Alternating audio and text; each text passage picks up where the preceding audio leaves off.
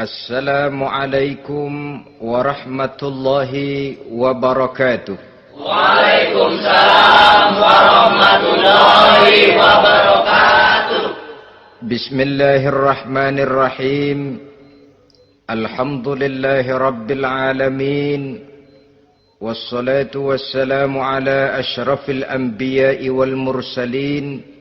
Sayyidina wa maulana Muhammadin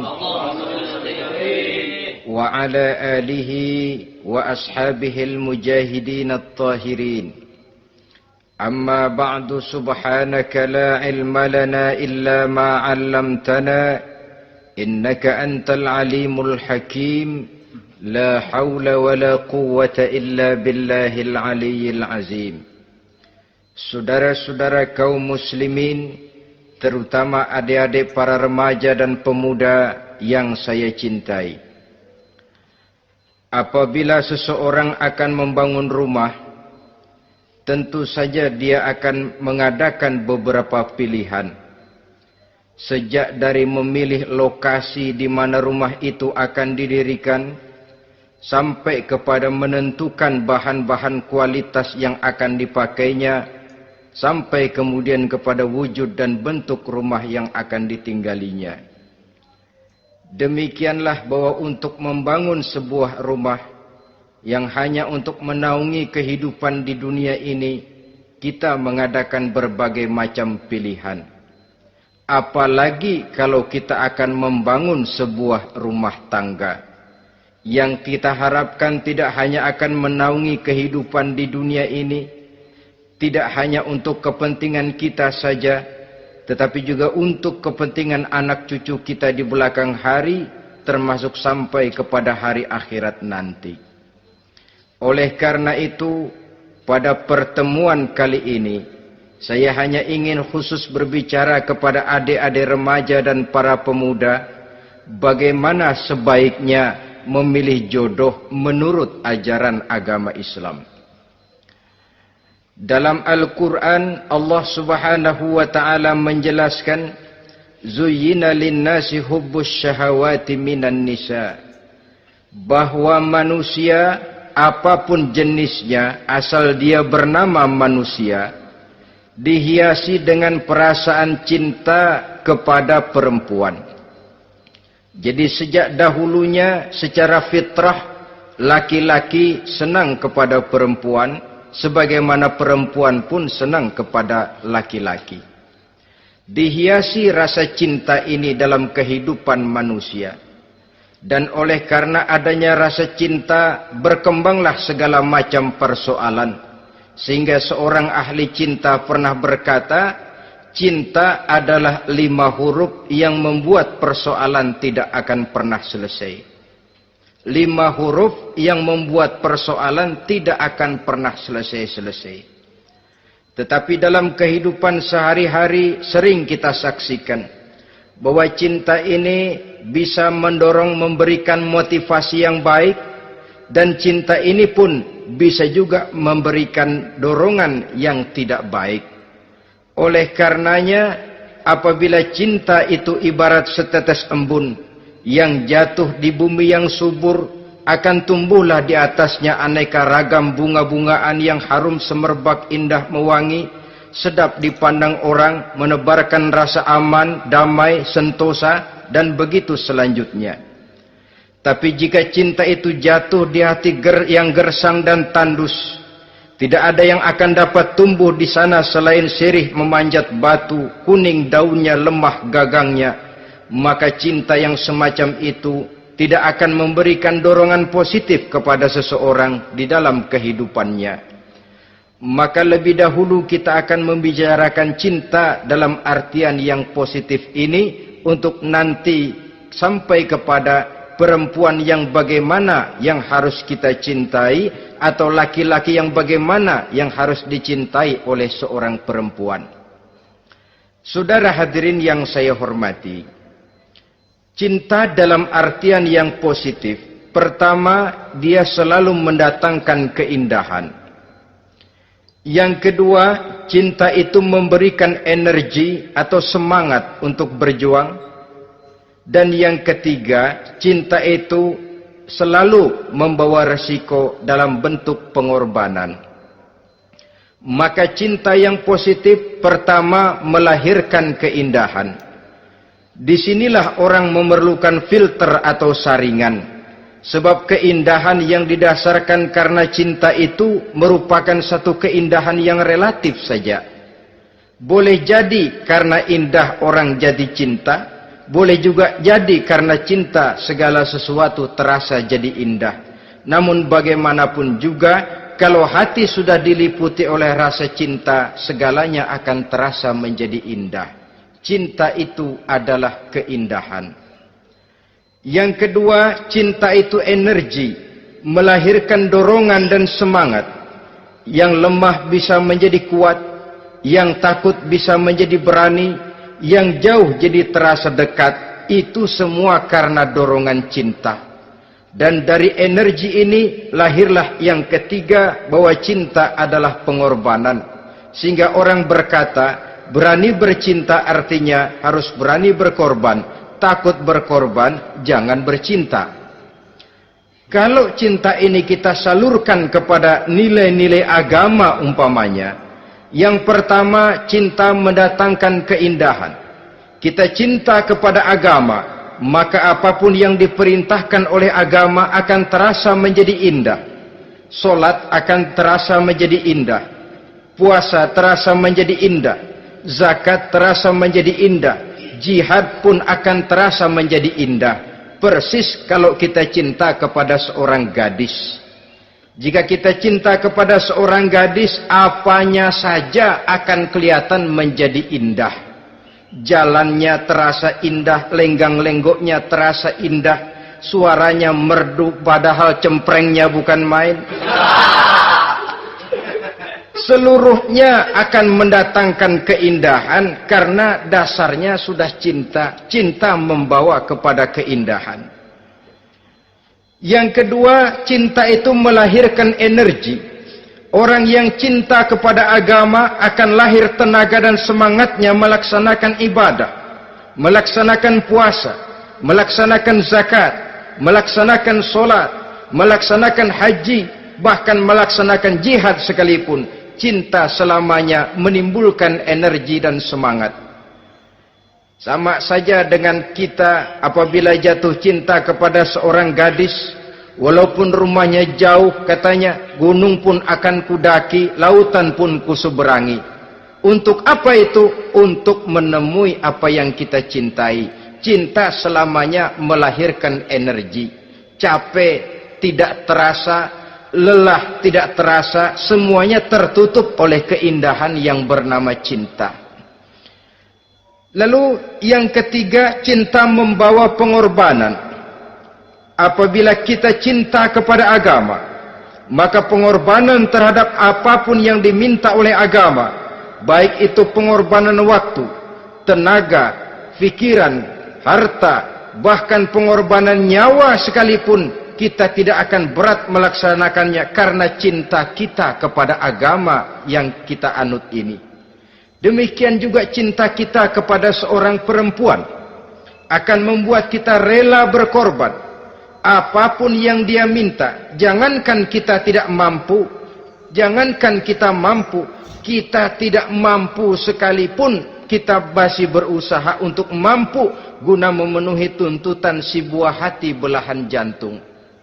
Kadang-kadang malam minggu si doi ngajak nonton. Umpamanya, duit tidak ada, gajian belum, kerja enggak. Timbullah inisiatif, entah sepatu kita jual ke tukang loa, entah celana mampir dulu ke tempat lain. Yang penting kita berkorban untuk memenuhi permintaan si buah hati belahan jantung. Ketika itu pengorbanan sudah tidak kita rasakan lagi. Bahkan pengorbanan yang paling pedih sekalipun, dalam gurau, dalam bercanda misalnya, dicubit kita oleh kekasih kita, pedih bukan main, terkelupas kulit, mengalir darah, bukan nangis, nyengir. malah kadang-kadang minta tambah dicubit lagi. Itulah romantikanya cinta, sanggup membuat orang berkorban, melahirkan energi dan semangat, menambah keindahan dalam kehidupan, sepanjang dia dalam artian yang positif. Kalau demikian masalahnya, di dunia yang penuh dengan perbenturan nilai sekarang ini, orang sering salah jalan bagaimana memilih jodoh untuk membangun rumah tangga yang bahagia. Jangan lupa bahwa membangun rumah tangga ini bukan hanya untuk 1-2 bulan, bukan hanya untuk 1-2 tahun, bahkan bukan cuma untuk kehidupan dunia. Lebih daripada itu pun untuk menunjang kebahagiaan di akhirat. Oleh karenanya, memilih jodoh bukan satu hal yang mudah, bukan satu hal yang bisa dilaksanakan sambil lalu, tetapi memerlukan penelitian, memerlukan pengamatan yang mendalam. Apa petunjuk agama tentang itu? Dengan kata lain, bagaimana seharusnya seseorang memilih jodoh dalam kehidupannya? Ini tentu saja sumbangan moral buat adik-adik remaja dan para pemuda yang lagi kebingungan memilih jodoh, atau barangkali buat bapak-bapak yang kepengen nambah lagi.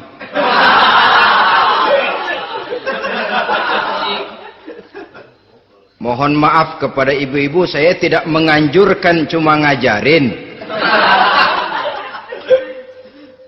Yang pertama, menurut Nabi, nikahilah perempuan itu karena rupanya, karena hartanya, karena keturunannya, dan karena agamanya.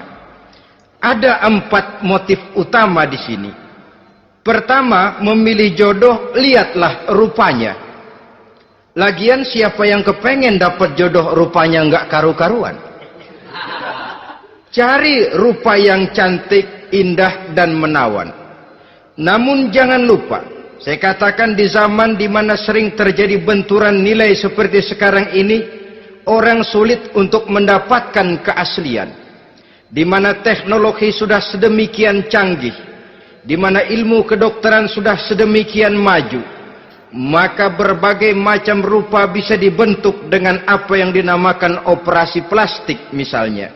Yang pesek bisa dibikin mancung, kuping yang kelebaran bisa dibikin sedang, pipi yang kembung sebelah bisa dibikin rata, janggut yang tidak menarik bisa dibikin bak lebah bergantung katanya. Oleh karena itu, kalau pilihan hanya tertuju kepada rupa yang cantik saja semata-mata, kita sudah melakukan satu kesalahan yang sangat besar. Sebab apa? Diperingatkan oleh Nabi melalui hadis Ibnu Majah, Bazar dan Baihaqi dari Ibnu Umar. Janganlah kamu kawini seorang perempuan karena kecantikannya, sebab kecantikan boleh jadi akan mencelakakan. Jangan juga kamu kawini perempuan karena hartanya, sebab kekayaan biasanya akan mendatangkan kesombongan. Tetapi kawinilah karena agama dan akhlaknya, karena itulah yang akan membawa kepada kebahagiaan. Saudara-saudara kaum muslimin, terutama adik-adik remaja dan para pemuda, dikala usia puber, apalagi mata baru terbuka, awal balik namanya, remaja sering kehilangan filter. Pokoknya asal ngelihat rupa yang sudah lemot, denok, geboy, pikiran pun hanyut, malam terkenang, siang terbayang, tidur tak nyenyak, makan tak enak katanya, selalu terbayang wajah si doi. Dikala itu orang kehilangan pertimbangan bahwa rupa yang cantik kadang-kadang sering menipu. Diriwayatkan oleh Imam Ibnu Abbas, satu hari ketika sedang kumpul dengan para sahabat, lewatlah orang dengan potongan potongan orang kaya. Kelihatan kan, orang kaya sama orang miskin jalannya aja lain kan? Jalannya saja, jangan gaya hidupnya, jalannya saja lain. Liwat dia. Rasul bertanya kepada seorang sahabat, menurut pendapatmu bagaimana orang yang lewat itu? Kata sahabat, oh, yang lewat ini ya Rasul, kalau dia meminang perempuan pasti diterima. Kalau dia menolong orang pasti berhasil. Kalau dia ngomong pasti didengerin. Kenapa? Orang kaya. Orang kaya ya Rasul. Kalau dia minang, perempuan mana yang kagak bisa menerima kalau dipinang oleh orang kaya? Biar mukanya udah belipet kayak dompet tanggung bulan. Kalau memang duitnya banyak, nggak kelihatan tuh muka yang belipet. Yang kelihatan duit. Kalau dia nolong orang, pasti berhasil apa yang dia tolong itu. Kalau dia ngomong, pasti didengerin orang. Walaupun omongannya biasa-biasa saja. Kenapa? Orang lihat penampilannya. Sudah, ketika orang itu lewat, beberapa lama kemudian lewat lagi seseorang yang kelihatannya miskin. Rasul tanya lagi, kalau orang ini, bagaimana pendapat kamu? Wah, potongan begini sih Rasul. Kalau dia minang, orang tolak. Siapa yang mau kawin sama kere begini? Kalau dia nolong orang, pasti nggak berhasil. Kalau dia ngomong, kagak bakalan ada yang mau dengerin. Siapa yang mau dengerin orang susah ngomong? Setelah orang itu lewat, apa kata Rasul? Orang yang terakhir, yang lewat ini, yang barusan lewat, jauh lebih baik dari yang pertama yang lewat tadi. Jauh lebih baik. Maksud dari ucapan ini, Rasul sebenarnya mendidik para sahabat jangan tertipu oleh penampilan. Sebab penampilan tidak selamanya mencerminkan keaslian. Apalagi di zaman sekarang, salon di mana-mana bejibun. Alis mata bisa dibikin, pipi bisa dicat. Yang pinggir kuning, yang tengah merah, di sebelah merah ada yang kehitam-hitaman, persis orang kepentok tiang listrik.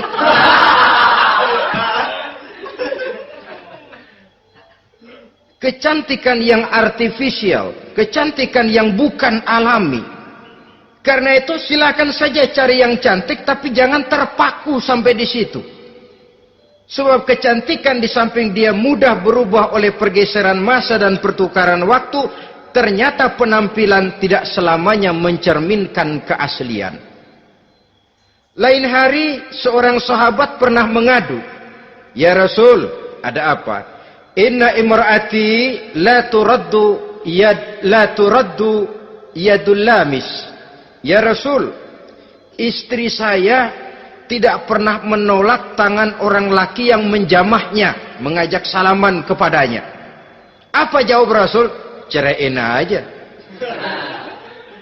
Tapi hati saya berat ya Rasul, saya cinta betul sama dia.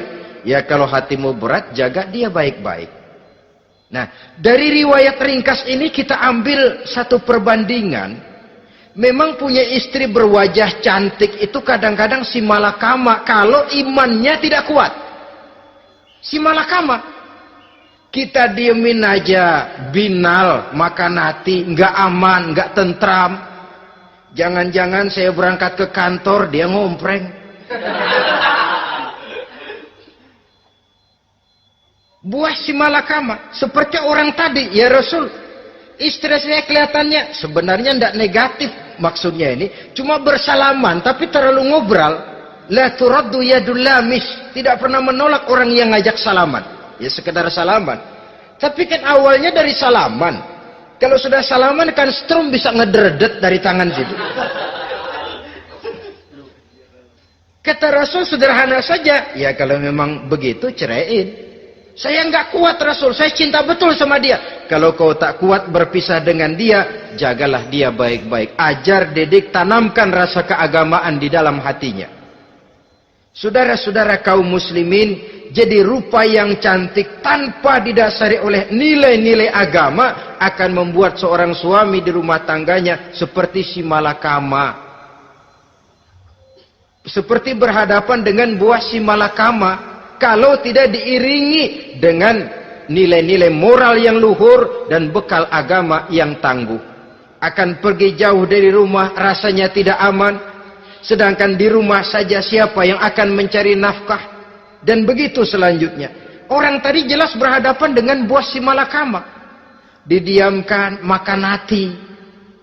Sebab maaf, kalau seorang suami sudah tidak punya rasa cemburu terhadap istrinya, itu kan yang disebut dayus. Dan dayus itu jangankan masuk surga, bau surga saja dia tidak dapat. Tapi cemburu dalam artian bukan cemburu buta, cemburu dalam artian yang wajar. Dia cemburu, akan dikerasi takut kalau istrinya minta cerai, sedangkan dia cintanya sudah kadung medok bener. Si malakama jadinya. Nah, ini juga satu riwayat yang memberikan gambaran kepada kita.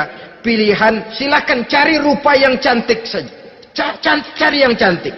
Tapi kalau itu dijadikan motif utama tanpa dasar-dasar agama, saya khawatir nanti rumah tangga kita akan berhadapan dengan buah si malakama.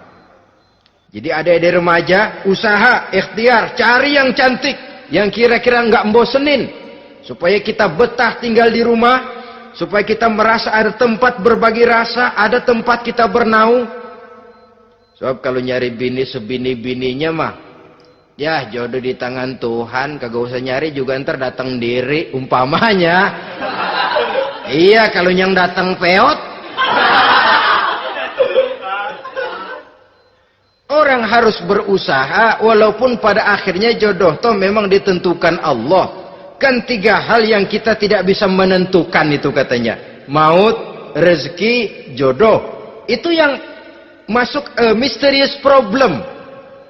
Problem yang misterius. Maut, misterius. Kapan kita mati, kita sendiri tidak tahu. Tahun depan, 50 tahun lagi, 100 tahun lagi, tidak pernah seorang pun diberitahu. Tapi yang pasti dia bakal datang. Kapan dan di mananya, kita tidak tahu. Bisa di rumah, bisa di masjid, ya alhamdulillah. Bisa di majelis taklim, syukur. Bisa di medan perang membela agama, bagus. Pasti dia akan datang. Maut, mysterious problem. Sesuatu yang kita tidak tahu kapan datangnya.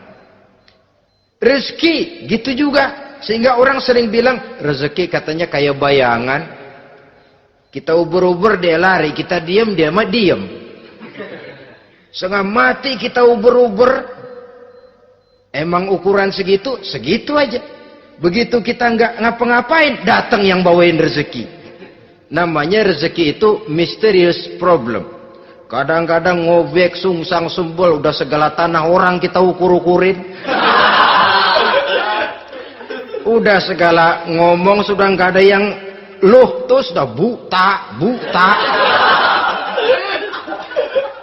Tapi memang bayangan, kalau belum rezeki ya belum. Kadang-kadang nyari kode sampai tidur di kuburan. Belepotan tanah kuburan loh. Yang aneh lagi kadang-kadang orang gila ditanyain. Allahu Akbar, ini kode-kode zaman sekarang ini. Sampai orang waras nanyain orang gila, itu gimana itu? Ini sudah efek yang betul-betul negatif. Sudah jelas orang gila kok ditanya.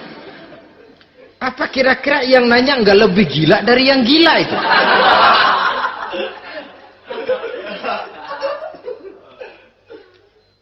Saudara-saudara kaum muslimin, terutama adik-adik remaja dan para pemuda, jadi silakan saja cari rupa yang cantik, karena dia akan jadi tautan hati, buah hati belahan jantung, tempat kita berbagi rasa, tempat kita pulang dan tinggal di rumah tangga kita.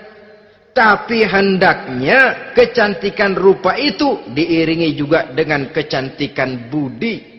Karena itu cari rupa yang cantik. Ini pilihan utama.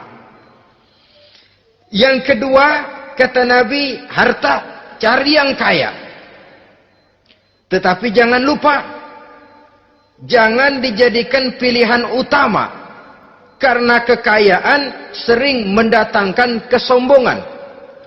Apalagi kalau seorang pemuda mendapat istri orang kaya. hidupnya dimodali oleh istrinya, maka biasanya wibawanya sebagai seorang suami akan hilang. Akhirnya komando di tangan istri. Dikala itulah suami tidak lebih daripada prajurit yang taat kepada komando istrinya.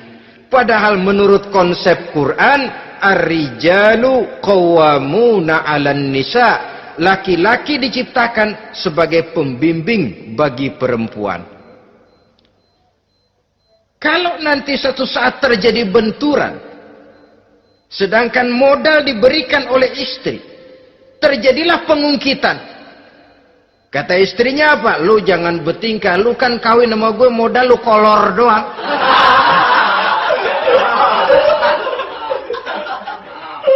Kalau sekarang bertingkah, silakan keluar rumah. Bawa seperti engkau datang dulu. Jangan bawa apa-apa. Pergilah seperti engkau datang dulu kemari. Hilanglah wibawa seorang suami. Suami kalau udah digentak sama istri begitu, ngelempuruk kayak ayam sampar. Di mana lagi letak wibawanya? Harta sering mendatangkan kesombongan. Oleh karena itu, walaupun diperintahkan cari yang keturunan orang kaya, tapi maksudnya jangan dompleng. Sebab kepribadian seorang suami akan ditentukan oleh sifatnya sendiri. Keberadaannya ditentukan oleh karya dan perbuatannya sendiri. Itulah yang akan menampilkan kepribadian dia dalam kehidupan di masyarakat ini. Saudara-saudara kaum muslimin, terutama adik-adik remaja dan para pemuda, kan kadang-kadang di zaman sekarang kan kelas-kelas gigolo, playboy ya, nyari tante-tante kesepian, mejeng-mejeng di pinggir-pinggir jalan dengan harapan apa? Ya barterlah, tukar tambah. Nah, supaya dapat rokok, dibelikan pakaian, motor dan sebagainya. Tapi yang jelas hilang harga diri sebagai laki-laki, dan itu yang paling mahal. Kalau seorang laki-laki sudah kehilangan harga diri, apalagi yang bisa dibanggakan dalam kehidupan ini? Apa artinya naik mobil kalau kepala tertunduk ke bawah? Apa artinya jalan di tengah masyarakat kalau kita tidak bisa menengadah dengan satu kebanggaan? Hilangnya harga diri merupakan kehancuran awal dari sebuah pribadi yang untuk jangka panjang kita tidak akan bisa lagi berbuat banyak. Tanpa harta orang memang sulit untuk bahagia, tapi harta semata-mata bukan merupakan jaminan bahwa orang lantas akan bahagia. Saya barangkali harus berkata, banyak orang miskin yang kaya, tapi tidak sedikit orang kaya yang miskin. Saya ulangi ini. Banyak orang miskin yang kaya, tetapi tidak sedikit orang kaya yang miskin. Nah, bagaimana pengertiannya? Orang miskin yang kaya, materinya sederhana, peralatan rumah tangganya sederhana, tapi hatinya kaya. Oleh karena hatinya kaya, jiwanya lapang. Sebaliknya, orang kaya yang miskin, di tengah kelimpahan materi yang berlimpah, segalanya serba ada, hatinya yang miskin. Kelimpahan materi tidak akan sanggup mengobati kemiskinan hatinya. Sehingga di tengah kehidupan yang serba ada, dia masih merasa kurang, maka dia tidak pernah cukup. Di tengah kemilauan dan gemerlapan serta glamornya rumah mewah, dia merasa hidup di tengah gurun pasir yang gersang dan tandus. Karena itu, biarlah miskin harta tapi kaya budi, daripada kaya harta tapi miskin budi. Lebih utama lagi, kaya harta, kaya budi. Itu idealnya. Dasar pilihan ketiga, sesudah rupa dan harta, menurut Nabi, keluarga. Faktor keturunan sangat menentukan. Pepatah mengatakan, buah apel akan jatuh tidak terlalu jauh dari pohonnya. Biasanya kalau bapak kalong, anak kampret. Bapak nyolong, anak nyopet. Itu fotokopi. Saudara-saudara, sungguh pun demikian, faktor keluarga bukan merupakan yang paling dominan. Karena segalanya memang bergantung kepada hidayah dari Allah Subhanahu wa ta'ala. Kalau hidayah datang, bisa saja anak maling bisa jadi kiai. Kalau hidayah datang, bisa saja anak nabi malah ikut bersama orang-orang kafir. Pada akhirnya orang mau besar atau tidak, bukan dengan jalan menyempeng kepada keturunan orang lain, tapi ditentukan oleh kepribadian dirinya sendiri. Tidak bisa kita menjadi besar dengan menyebut kebesaran orang lain. Itu sebabnya dicontohkan oleh Imam Ali pada saat beliau berkata, "Laisal fata may yaqulu kana abi, walakinnal fata may yaquluha anadha." Anak muda yang gentleman adalah anak muda yang berani berkata, "Inilah saya." Bukan anak muda yang membanggakan leluhurnya. Ini kan zaman sekarang ini lagi ngetop-ngetopnya lagu-lagu cengeng katanya dah. Sebenarnya menurut saya bukan cuma lagu cengeng yang jadi masalah. Lagu cengeng cuma satu efek dari sikap yang lebih utama dari itu, yaitu mental cengeng. Kalau mental sudah cengeng, apapun yang kita lakukan akan jadi cengeng. Tidak cuma lagu, kebudayaan yang lahir akan kebudayaan cengeng. Jadi pengusaha cengeng. Jadi pejabat cengeng. Jadi kiai cengeng. Kenapa? Mental cengeng. Di antara mental cengeng itu apa? Mengandalkan fasilitas atasan. Kalau tidak ada fasilitas dari atas, lantas tidak bisa berbuat apa-apa. Cengeng. Menjadi besar bukan karena karier pribadi, tapi karena nasib katrolan. Itu pun termasuk mental cengeng. Sedikit gagal, bagaimana sedikit jalan buntu, sedikit deadlock, lu ngapain lu melulu? Saudara hadirin yang saya hormati, jadi lebih penting dari sekedar lagu-lagu cengeng, saya malah lebih suka bicara mental cengeng ini. Mental yang cepat putus asa. Mental yang tidak mau mengeluarkan usaha maksimal. Mental yang hanya mengandalkan fasilitas. Sedangkan pribadinya tidak lebih daripada pribadi sumuhun dawuh. Pribadi kulo nuwun, pribadi kumaha juragan wae. Pribadi oke bos. Pribadi asal bapak senang. Bukankah itu semua merupakan cermin dari mental-mental yang cengeng, yang untuk jangka panjang tidak akan pernah menguntungkan daripada pembangunan bangsa dan negara yang kita cintai ini. Seseorang mau besar atau tidak, bukan dengan jalan menyempeng kepada kebesaran orang lain. Bahkan Syauqi dalam sebaik syairnya yang lebih tegas mengatakan, wa syarrun nasi zu khumulin iza fakhartahum zakarul jaduda wa syarrun nasi wa khairun nasi zu syarafin qadimin aqama li nafsihi syarafan jadida. Generasi yang paling jelek adalah generasi pemalas. Kalau kelihatan orang lain lebih hebat dari dia, disebut-sebutnya kebesaran nenek moyangnya. Dia sendiri nggak punya prestasi apa-apa. Kerjanya cuma ngandeli babe. Kerjanya cuma menggelayuti fasilitas orang tuanya.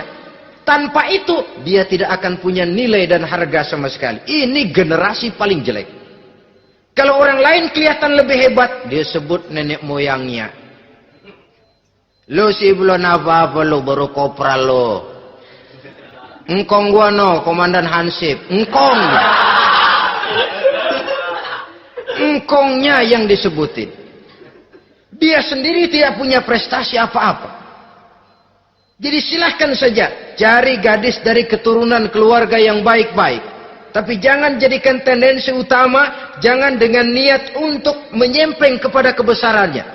Tapi paling tidak dengan niat agar mudah-mudahan dari benih yang baik ini akan lahir keturunan-keturunan yang baik pada akhirnya nanti. Itu yang kita harapkan. Bukan lalu dengan pertimbangan, weh, mertua gue bos nih, kali aja begitu gue kawin aja mampus. Ini semua warisan kan jatuh kemari semua. Kalau itu niatnya sudah jelas salah. Kita mencari perempuan dengan keturunan-keturunan yang baik dengan berharap agar anak-anak kita nanti yang akan merupakan benih cucunya akan melahirkan kebaikan-kebaikan seperti leluhurnya dulu. Saudara, pilihan yang keempat kata Nabi, agama. Ini yang paling inti. Kenapa? Agama itu motivasinya moral. Di sini segalanya ditentukan. Rupa yang baik, harta yang banyak, keluarga yang luhur. Kalau sudah dilandasi oleh agama yang rapuh, bahkan tidak beragama sama sekali, ketiga hal di atas tadi hanya akan mendatangkan malapetaka. Sekarang kan kita tertipu oleh penampilan, padahal penampilan belum tentu kenyataan. Di jalan-jalan kita akan lebih terpesona melihat gadis pakai miniskirt di atas lutut ketimbang kita melihat gadis-gadis yang pakai jilbab. Kalau sudah pakai jilbab keliwat, yang usil banyak banget, bau sorga nih. Bau sorga katanya. Tapi kalau sudah yang pakai miniskirt itu yang lewat, itu dari ujung ke ujung mata kagak mau kedip. Laler nemplok di mata kagak dirasain. Kita terpesona oleh penampilan zahir, padahal penampilan belum tentu memantulkan hal yang sebenarnya. Tapi memang itulah watak manusia. Watak manusia, saya katakan manusia tanpa kecuali. Tetapi bergantung kepada pemikiran jangka pendek atau jangka panjang. Kalau jangka panjang yang kita pikirkan, ya tentu kita tidak akan mudah terpesona oleh hal yang zahir. Sampai-sampai Quran sendiri mengatakan budak yang hitam legam tapi beriman itu lebih baik daripada orang-orang musyrik walaupun cantik, denok, lemot, geboy. Ada lagi nggak bahasa yang lebih dari itu? Cantik, denok, lemot, geboy, bahenol, nerkom. Tapi kafir masih lebih baik budak yang hitam legam sekalipun. Kalau dia beriman. Kenapa? Rumah tangga untuk jangka panjang. Sebab itu Islam tidak membolehkan kawin campuran dengan lain agama. Walaupun ada ayat yang mengatakan boleh kawin dengan ahlul kitab. Tapi sebagian mufassir menjelaskan bolehnya kawin dengan ahlul kitab itu dalam kondisi darurat. Dalam kondisi normal tidak bisa. Kenapa? Kalau sudah berlainan agama, akan terjadi kerancuan rumah tangga untuk jangka panjang.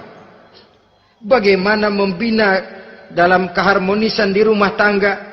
Bagaimana nasib anak-anak nanti? Kadang-kadang ada keluarga, kami sih keluarga modern. Anak-anak kami berikan kebebasan untuk milih agama apa saja. Bapaknya Islam, istrinya Kristen, anaknya ada yang Hindu, Buddha. Bagus nih, keluarga pecel namanya. Bagaimana keluarga modern bisa seperti itu? Padahal seorang suami bertanggung jawab di hadapan Allah. Dia akan ditanya tentang istrinya. Dia akan dimintakan pertanggungan jawab tentang anak-anaknya. Kalau istri kita berlainan agama, mungkin terjadi pengkaplingan. Pokoknya kalau anak perempuan ikut ibu, anak laki ikut bapak.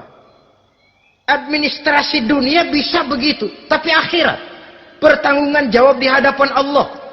Bisakah kita? Sorry aja Tuhan emang janjinya begini.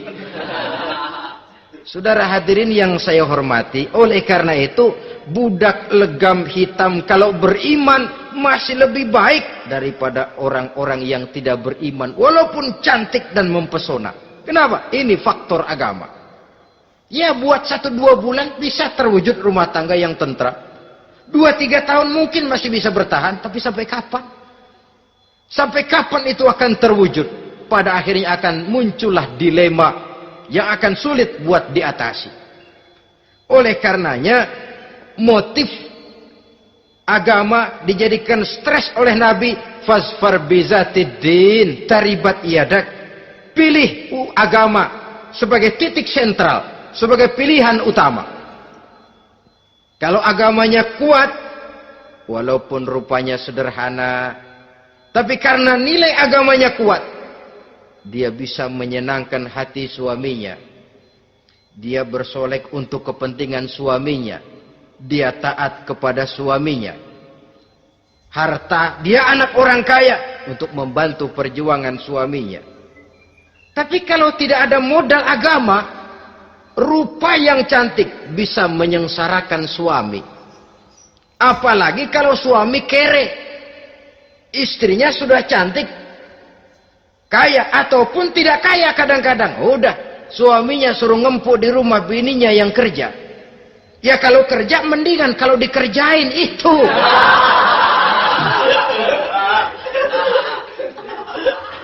Itu yang repot. Saudara hadirin yang saya hormati, dan ini bukan satu dua kasus.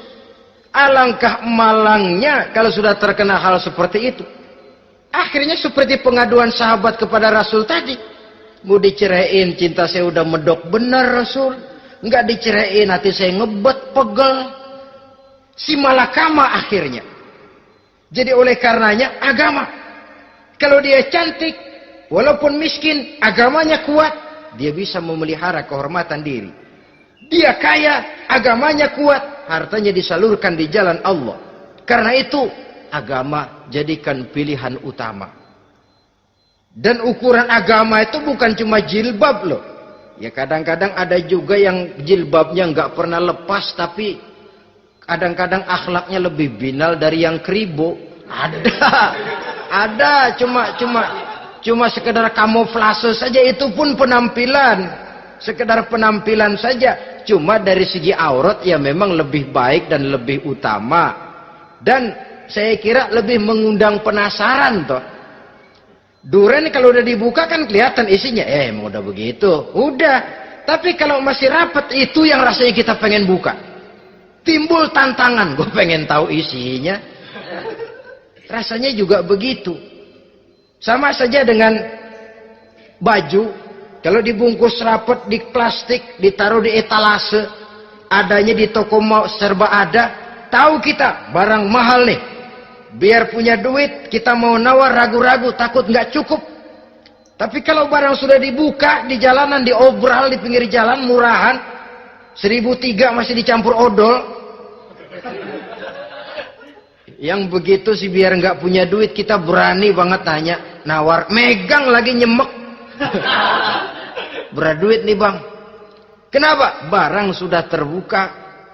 Jadi saudara-saudara, syukur kalau keempat-empatnya ini jodoh terkumpul dalam jodoh yang saudara cari. Sudah rupanya cantik, kaya, keturunan orang baik-baik, agamanya kuat. Nah, surga dunia tuh. Yang begitu cari. Kalau ada yang begitu, saya juga mau nambahin satu lagi.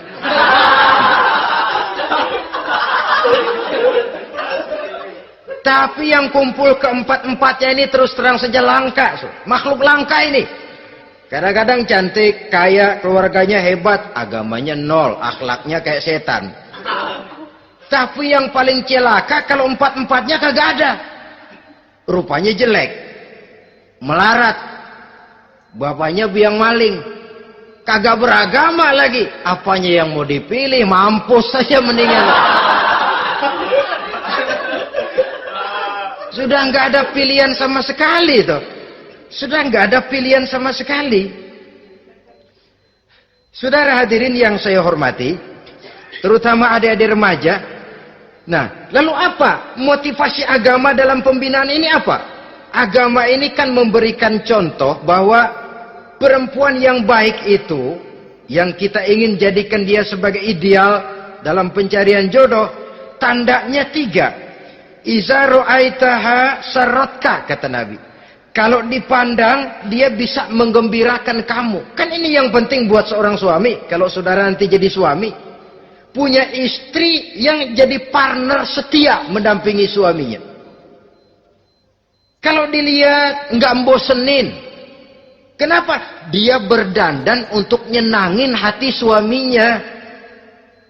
Nggak bosenin. Kan kadang-kadang ada bini kalau kita pulang demok aja fotonya.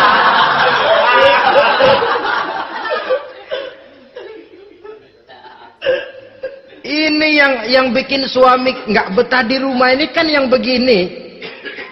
Adapun perempuan yang beragama, apabila dipandang oleh suaminya, dia pandai menyenangkan hati suaminya. Andai kata suaminya dalam kesulitan, dia tidak menambah beban kesulitan. Paling tidak dia bisa memberikan satu bantuan moral. Bantuan moral untuk mengurangi beban kesulitan daripada suaminya. Suami pulang dagang rugi, kata istrinya, romantika bang. Sekali-sekali lah, masa selamanya dagang mau untung. Besok siapa tahu untung lebih besar. Kan meringankan tuh. Kadang-kadang enggak, suami pulang dagang dari pasar panas, rugi. Sampai rumah bini pidato. Pletar-pletor. Lu dagang rugi, emang lu laki goblok.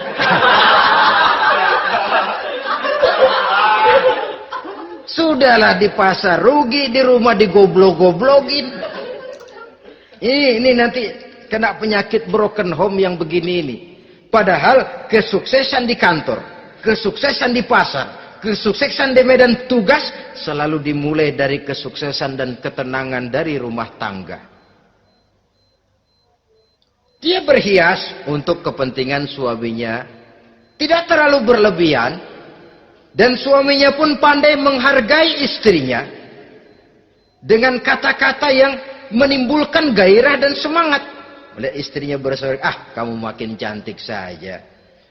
Jangan juga kadang-kadang suami ketus.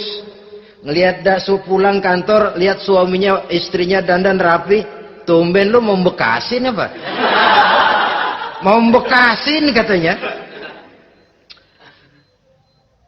Artinya apa ini? Pandai mengembirakan, bisa tenggang rasa, bisa berbagi rasa. Sehingga suami merasa ada tempat dia bertukar pikiran. Ada tempat dia membicarakan persoalan. Dialog dalam kehidupan berumah tangga itu sangat diperlukan. Iza ra'aitaha sarratka, kalau dipandang dia sanggup mengembirakan kamu. Dikasih uang 500 senyum, 5.000 pun ketawa. Menggembirakan. Dia bisa taruh kata hatinya kesel, tapi mulutnya senyum. Nah ini yang sulit ini. Senyum tapi kesel, kesel tapi senyum. Kadang-kadang istri itu kan kalau sudah kesel, suami pulang nggak bisa dia menyembunyikan kekesalannya. Dari jauh suami sudah lihat ini yang nyambut, ini bemo ini. Udah monyong serem. Saudara hadirin yang saya hormati, yang kedua, bila diperintah dia taat. Ini pengaruh agama. Sehingga Nabi mengatakan, "Lau amartu li ahadin ayyasjuda ila ghairiha, la amartul mas'ada la amartul mar'ata litasjuda ila zawjiha likibari haqqihi 'alaiha." Andai kata saja boleh aku memerintahkan manusia untuk sujud kepada sesama manusia, pastilah aku perintahkan perempuan untuk sujud kepada suaminya. Kenapa? Karena besar hak suaminya kepada dirinya. Untung sujud kepada manusia tidak boleh. Andai kata boleh, perempuan disuruh sujud sama suaminya. Ini tidak perlu sampai sujud, cium tangan saja minta ridho suami. Kadang-kadang perempuan sekarang berat. Paling banter setahun sekali lebaran doang. Laki pulang sembahyang tubruk, cium tangan, minta redo, nangis segala macam. 3 hari habis lebaran beras habis, monyong aja lagi.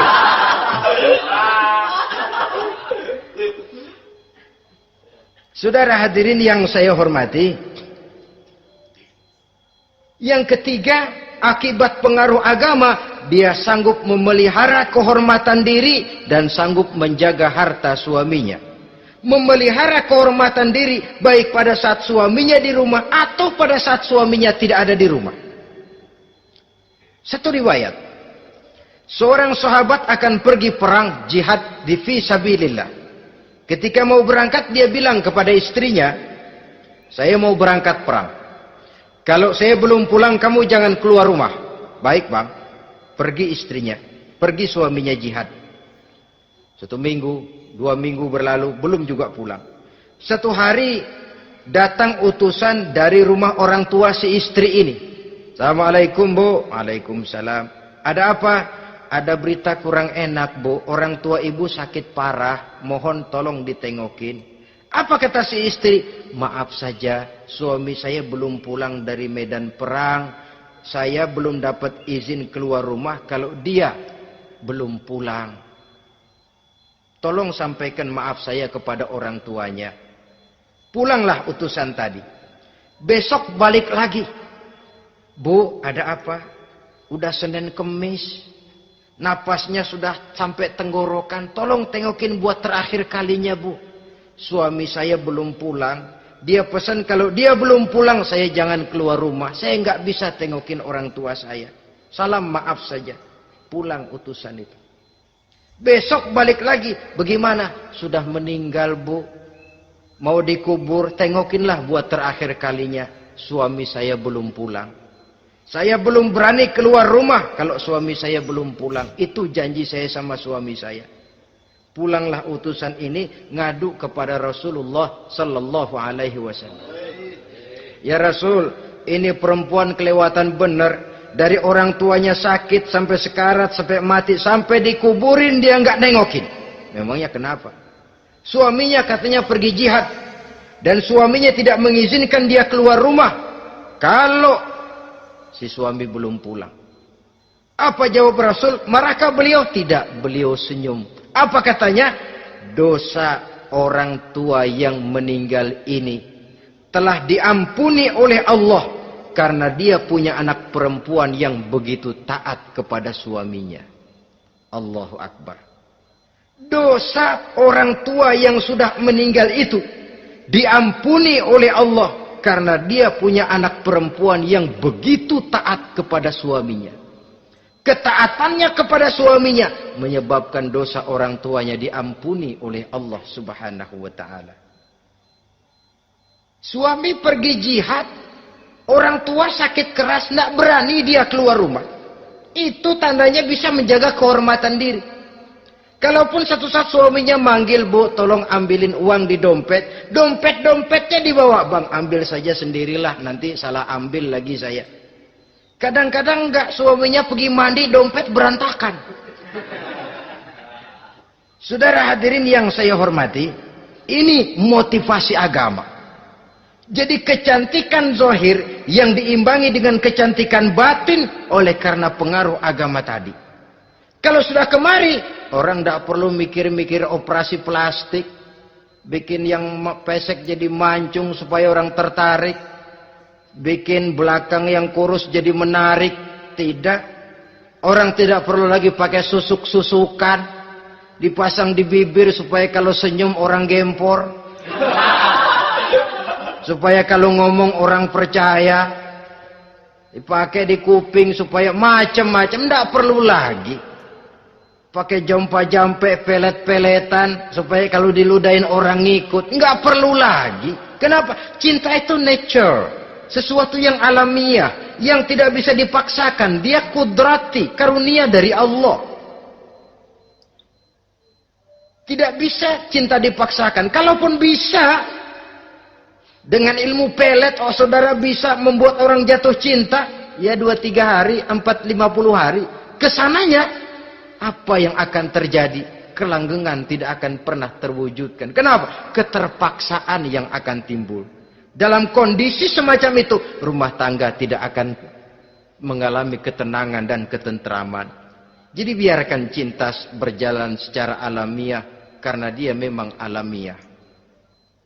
Saudara-saudara, nah sekarang kalau sudah ketemu nih, yang 4 tadi, rupa cantik, keturunan boleh, kaya lumayan, agama kuat.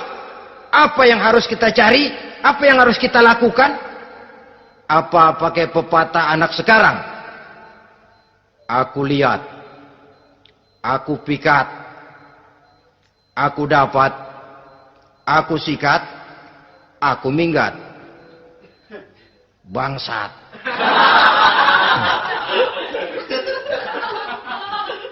Itu kan ada moto cinta kilat begitu tuh. Cinta kilat katanya. Aku lihat, aku pikat, aku dapat, aku sikat, aku minggat. Bangsat. Atau kita harus hanyut dalam arus free love, free sex, samenleven, eksperimen dulu? Tidak. Islam menganjurkan kalau memang seret, nah ini rasanya ini nih, mantap gue nih. Apa yang diajarkan oleh Islam selanjutnya? Meminang, saudara-saudara. Meminang adalah langkah awal untuk mengikat tali pernikahan. Diizinkan meminang, dan di dalam meminang pun diizinkan untuk melihat. Cuma kalau boleh, ya syaratnya itu waktu melihat itu jangan sampai ketahuan si perempuan yang akan kita pinang itu. Untuk apa kita meminang? Pertama untuk yakin bahwa perempuan yang kita inginkan ini sudah kumpul syaratnya itu, tidak ada cacatnya. Yang kedua, untuk memperkuat tekad hidup berumah tangga, diperlukan meminang. Adapun adat itu berbeda. Tapi bahwa konsep meminang itu dalam Islam ada, itu jelas. Ya kalau mesti bawa pisang raja, pakai roti buaya, pakai martabak segede ban mobil truk segala macam, itu adat saja, ya. Tapi yang real meminang itu ada dalam Islam. Nah, bagaimana adab meminang? Setelah kita tahu anak ini cantiknya ya, keturunan baik, ya kekayaannya lumayan, agamanya kuat, pinanglah dia. Caranya boleh lihat langsung. Lihat langsung kalau bisa tanpa setahu si perempuan. Dan batas yang boleh dilihat itu muka dan tangan. Itu saja. Jadi jangan gerusak. Minta permisi Pak, saya mau ngelihat anak bapak seutuhnya, soalnya buat saya ini nanti. Apanya aja dibedolin, jangan. Kira-kira yang boleh itu muka sama tangan. Andai kata kita risih, sebab nanti kalau nggak jadi akan jadi timbul rasa malu dan si perempuan juga kasihan. Boleh mengutus perempuan yang kita percaya. Coba kau ke sana, lihat kondisinya yang sebenarnya bagaimana. Kalau ngelihat dari jauh sih utuh, siapa tahu nanti tangannya kurang sebelah. Coba lihat sana. Saudara-saudara, kemudian boleh juga ditanyakan kepada orang tuanya. Dan dalam hal ini orang tua si gadis tidak boleh menyembunyikan aib atau cacat yang dimiliki oleh anaknya. Dia harus menceritakan apa adanya, sampai pun kekurangan anaknya yang paling kecil sekalipun. Sebab apa? Jangan sampai istilah pepatah beli kucing dalam karung. Kedengeran suaranya doang meong-meong, begitu dibuka tuh kucing gempor sebelah kakinya nggak ada. Kan tentu kita tidak kepengen kecewa di belakang hari. Itulah perlunya meminang sebagai jembatan untuk menuju kepada pernikahan. Nah, dengan demikian kalau sudah usaha meminang ini dilaksanakan, jangan merasa sudah setengah resmi. Ini yang kadang-kadang jadi penyakit. Malah sesudah meminang harus masing-masing lebih menjaga diri, menjaga kehormatan, menjaga pergaulan. Kenapa? Agar saat memasuki jenjang pernikahan nanti merupakan jenjang yang sangat ditunggu-tunggu. Ada rasa keinginan tahu. Kalau tidak, ya udah biasa, nggak giroh lagi ngadepin perkawinan. Kenapa? Kemarin-kemarin gue udah cobain. Hilang gairah lagi. Sebab itu kalau sudah meminang, jangan merasa sudah setengah halal. Ah, udah minang ini Kadang-kadang orang tua juga konyol. Sudah dipinang, diumbar. Lu bawa kemana keda lu udah pinang? Padahal meminang itu cuma langkah awal. Sedangkan selanjutnya harus lebih berusaha menjaga kehormatan diri sampai pada saat nanti pelaksanaan pernikahan.